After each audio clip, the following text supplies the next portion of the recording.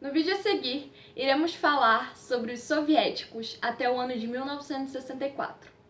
Com isso, a ascensão e queda de Stalin e o processo de desentalinização iniciado após a sua morte por Nikita Khrushchev.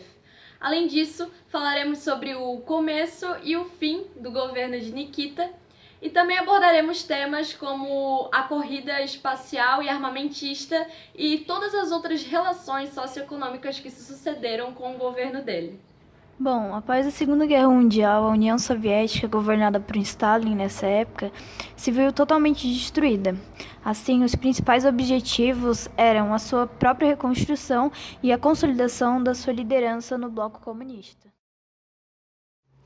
Bom, desse modo, a União Soviética implementou o Quarto Plano Quinquenal, que privilegiava o setor energético, o transporte ferroviário e a reconstrução das fábricas que foram atingidas pela guerra. Logo em seguida, criou-se o Quinto Plano Quinquenal, que incentivava principalmente o progresso tecnológico e a indústria bélica, que seriam a construção de armas e munição. Assim, a União Soviética pôde recuperar sua potência industrial. Assim, a União Soviética passou a chamar a atenção dos outros países pelo seu ótimo desempenho na reconstrução do seu país e retomou sua posição de superpotência industrial e militar. Entretanto, os soviéticos, que estavam cada vez mais urbanizados, começaram a exigir bens de consumo e autonomia, contrastando completamente com o centralismo stalinista, onde justamente não há democracia interna. Já se sabe, que uma das marcas do governo de Stalin se deu pelo culto à sua própria imagem, onde isso proporcionou uma mobilização nacional para a superação das dificuldades pós-guerra.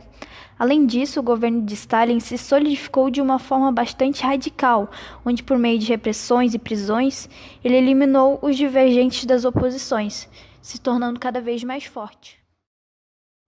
Foi quando, em 1953, ocorreu a morte de Stalin, decorrente de um derrame cerebral. Assim, deu-se início às disputas pelo poder. De 1953 a 1955, Malenkov assumiu o poder.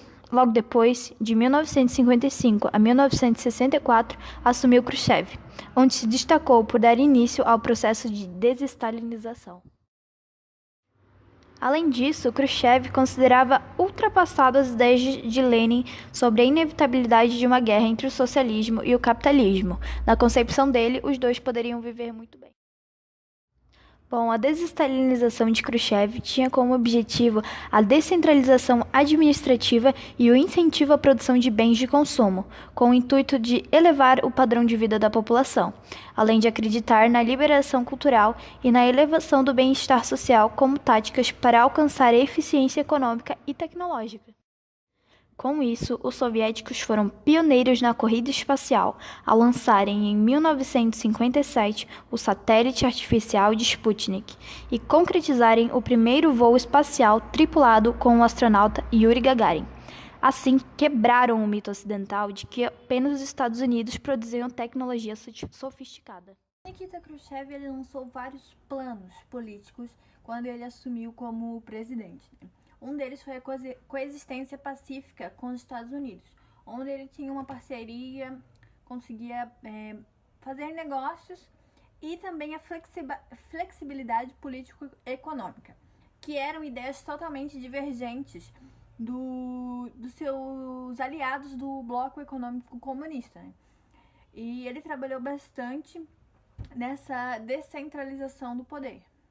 E devido a toda essa divergência com os outros países aliados a ele, teve um grande abalo, nesse centralismo que tinha do Stalin. Essa centralização do poder, toda essa força que o Stalin tinha de convencer as pessoas, centralizar tudo na mão dele.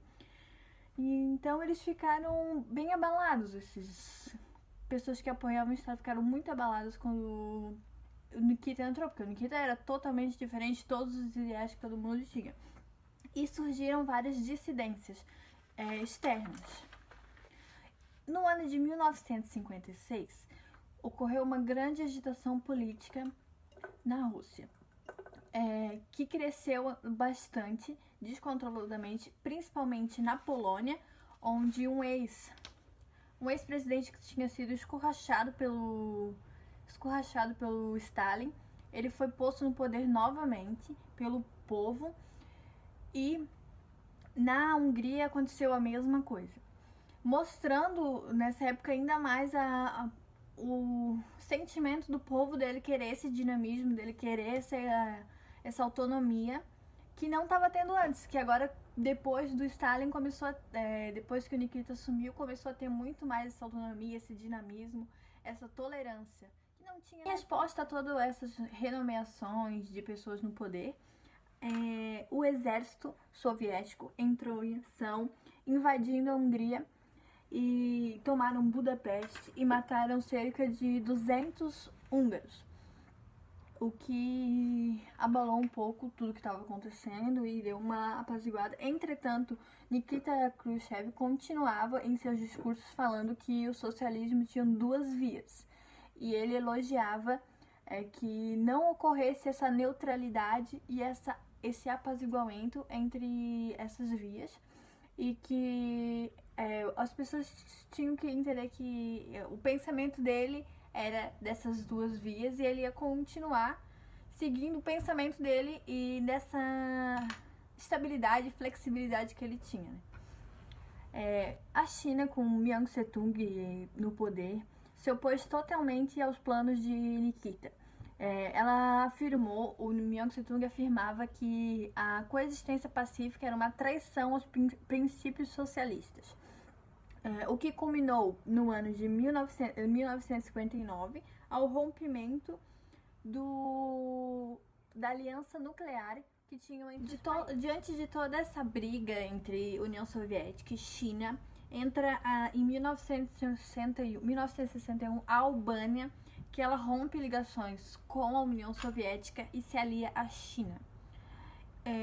Com esse enfraquecimento, Nikita então resolveu apoiar os vietnamitas na Guerra do Vietnã. E uma das tomadas de decisão mais polêmica do Nikita foi a construção do Muro de Berlim, que ele apoiou sua construção, para interromper e evitar esse fluxo de refugiados da Alemanha Ocidental para a Alemanha Oriental, e assim vai. E ele queria impedir esse fluxo de refugiados. Então ele apoiou essa criação do Muro de Berlim, e foi uma das maiores polêmicas desse governo, né? Diante de toda essa tensão entre o capitalismo e o socialismo, Kennedy e Nikita, eles assinaram vários acordos, um deles incluindo que não poderia haver testes nucleares, nenhum dos dois países poderiam executar testes nucleares. Mesmo assim, com todos esses acordos entre Kennedy e Khrushchev, não resolveram essa tensão, o que acabou, por causa das políticas inconstantes de Khrushchev, o que acabou resultando depois na queda do governo de Khrushchev. Em 1964, ocorreu a queda do governo de Nikita pelo Comitê Central do Partido Comunista, e, portanto, então o governo voltou a ser um governo centralizado, como era no tempo de Stalin. Apenas para reforçar alguns pontos. Neste vídeo, vimos sobre como se sucedeu a União Soviética após a morte de Stalin, como foi o governo de Nikita Khrushchev e todas as mudanças que ele proporcionou à União Soviética no período. Além disso, falamos um pouco sobre a corrida espacial e Yuri Gagarin, e também sobre todas as outras situações que a União Soviética acabou se envolvendo, né, durante esse governo. Além disso, finalizamos o vídeo com quando Nikita Khrushchev ele é deposto no ano de 1964.